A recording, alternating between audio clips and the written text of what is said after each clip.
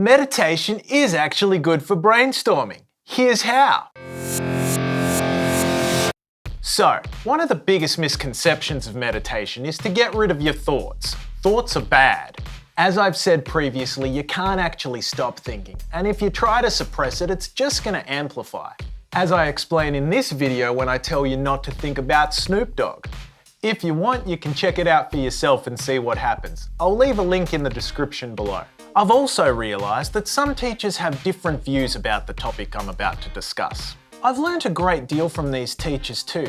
However, in my opinion on this particular point in question, I feel they have some pretty strong traditional roots. They say that if you sit down to meditate and start to plan your day, then you're not actually meditating. Now, I'm not saying this is right or wrong. I just wanted to mention it as to show that I've come across it and that I'm aware of it. And sometimes I've in fact kind of planned my day within my meditation. And it turned out to be a pretty great day. I didn't halfway through my meditation think, Alex, you shouldn't be planning your day. It's not the right thing to do. The thing is though, is that at the early stages of meditation, I think the fact that you've taken a time out and you're actually sitting down to meditate, for this, in my opinion, just for getting that far, you should be giving yourself top marks anyway. As Stephanie Nash says, who's a pretty kick-ass meditator, a good meditation is one you did. The only bad meditation is one you didn't do. In the end, one of the main reasons we sit down to meditate is to relieve stress and anxiety. The last thing we want to worry about is what we should and should not be thinking. And remember, the fact that we are thinking is A-okay. And also, maybe in this instance when you've got quite a bit to do in the day, taking a dedicated time out will possibly end up helping you plan your day without you even thinking about planning your day, if you know what I mean. Sometimes if you give an opportunity for your thoughts to show up without suppressing them, you might realise how clear and easy everything becomes. Anyways, let's talk about brainstorming. You know when you have a problem or an issue to deal with? One common phrase that you hear people say when you can't figure it out is, just sleep on it. Sometimes this can help, maybe in the way of starting a new day or having a clean slate. However, when it comes to sleeping on an issue or a problem, it's sometimes really hard to remember what you came up with, as you've been just swimming around all night in the subconscious. And that's great, we need to do this. We need to have that break from a day in the conscious. But as soon as you wake up back into that conscious being, usually any brilliant ideas or thoughts you had in the night are pretty hard to remember. Well, this is where meditation comes in.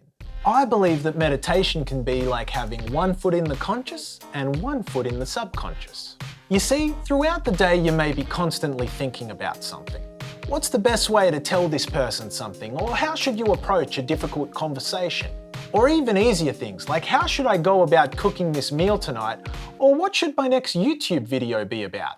Yep, that's right, the idea for this video literally came to me from a meditation. And from all my experience meditating, I'll never forget how much it helped me in my old job when I had to have those what we call critical conversations.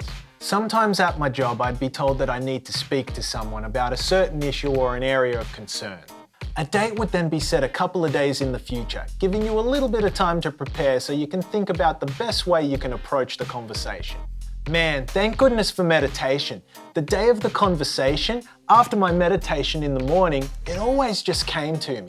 And sure enough, the conversation that was had would always have a positive outcome. If anything, I found that it always made the relationship between me and the person I was talking to much better. Like any good conversation should. Meditation really does help when it comes to figuring out problems. Finding out what you need to say and how you need to say it, as well as helping you get more creative ideas. However, there's a catch. When you go into your meditation, you have to do your best to let your thoughts flow. Don't just on purpose sit down to meditate thinking that you're gonna get the answer you're searching for straight away. I need an idea for a video. Better meditate and get one. What's for dinner? I'll just meditate on it. It doesn't work that way. But what I've found is that when you are pondering on something throughout the day, and when you do sit down and meditate, that your mind and your thoughts have that extra time and space to declutter, therefore making it that much more possible to get that answer to your problem. Anyways, as I was saying, meditation is like having one foot in the conscious and another foot in the subconscious. you'll find that you'll gain access to thoughts and different ways of thinking that you didn't previously have before. Think of it like you're dreaming when you're asleep, but you're awake and you're going to remember stuff. And remember, don't chase that answer or idea. Maybe just swim around in your thoughts for a bit. And what you'll find is that they'll most likely come up to you when you're least expecting it. And that, I find, also makes it a beautiful surprise. If this video has given you value, please hit the like button and subscribe. Also, if you have any questions or just want to talk about anything meditation, please leave a comment below. I'm Alex, I'll see you next week. Later, meditator. Make no mistake, it's time to meditate.